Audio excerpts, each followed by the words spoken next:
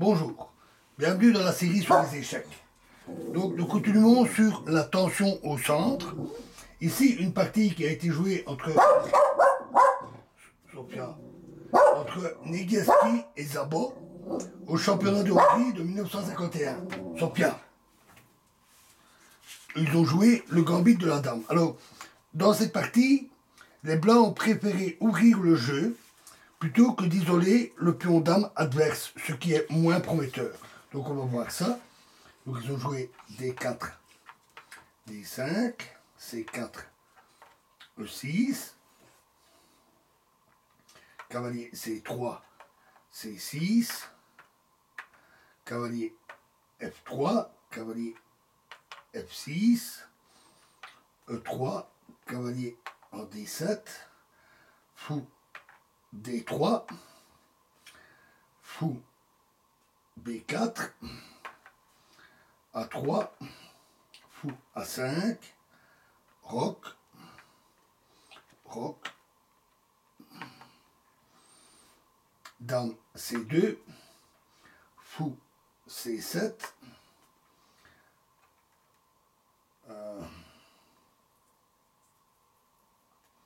fou D2, A6, tour D1, C5, C prend D5, C prend pom,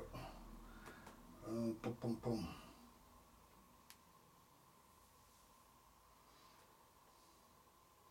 Oui, pardon, c'était pas C5, mais E5. C prend D5. Et donc voici une position avec une tension au centre. Et maintenant la suite. D prend E5. Cavalier prend E5. Cavalier prend E5.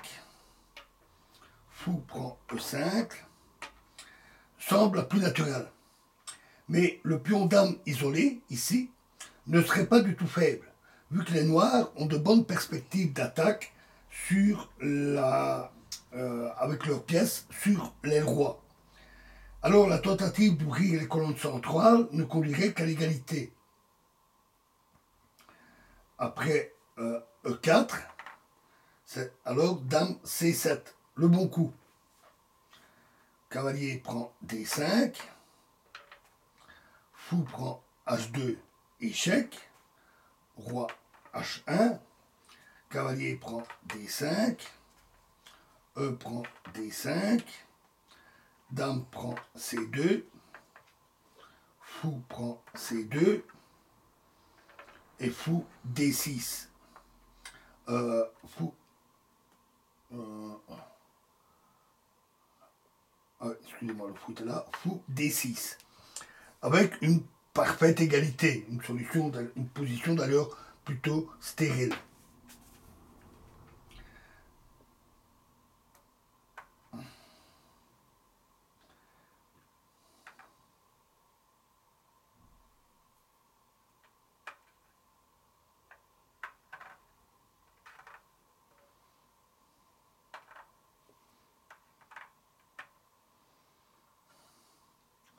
Donc, remettons nos pièces.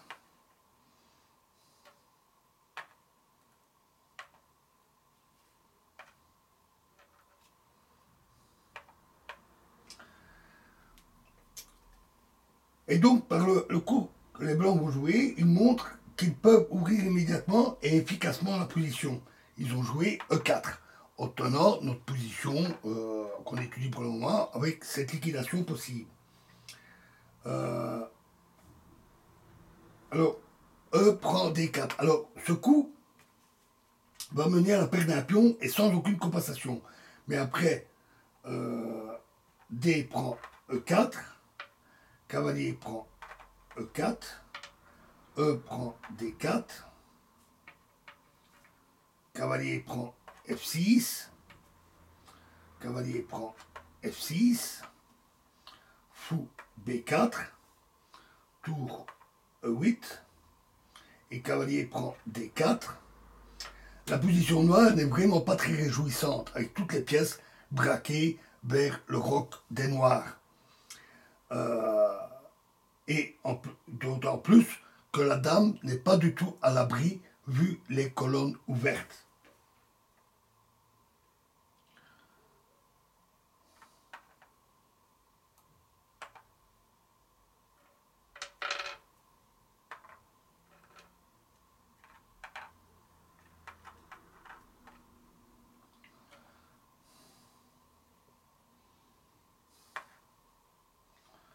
Et donc, dans la partie, les noirs ont préféré, après E4, ils ont préféré jouer E prend D4, quitte à perdre un pion. Cavalier prend D5. Cavalier prend D5. E prend D5. Et cavalier E5. Alors, d'autres coups sont... E prend D5 et cavalier E5. Alors, il y a d'autres coups, mais ils sont encore pires. Par exemple, après cavalier F6, c'est fou G5, ce qui n'est pas Jojo. Après H6, c'est fou B4.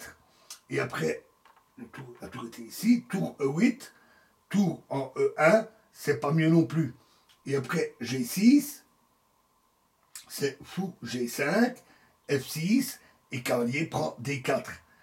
Et donc, le moins pire, on va dire, c'est encore celui-là. Mais maintenant, les blancs vont pouvoir valoriser facilement leur majorité de pions. Cavalier prend E5, fou prend E5, F4, fou F6, fou